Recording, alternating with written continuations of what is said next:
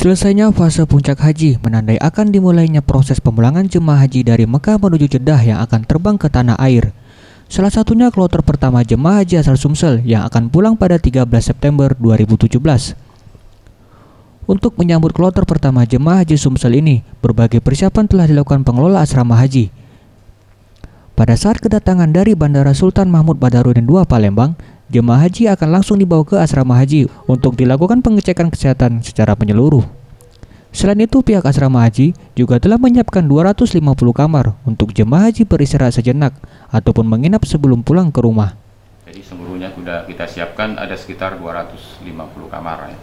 Kemudian gedung serbaguna ya, sebagai tempat nanti kedatangan mereka masuk di gedung serbaguna untuk dicek kesehatan di sana.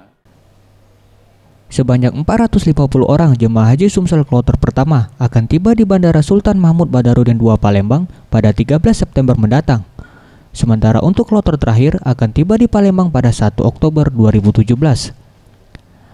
Anugrah Sandi Pratama, Sriwijaya TV.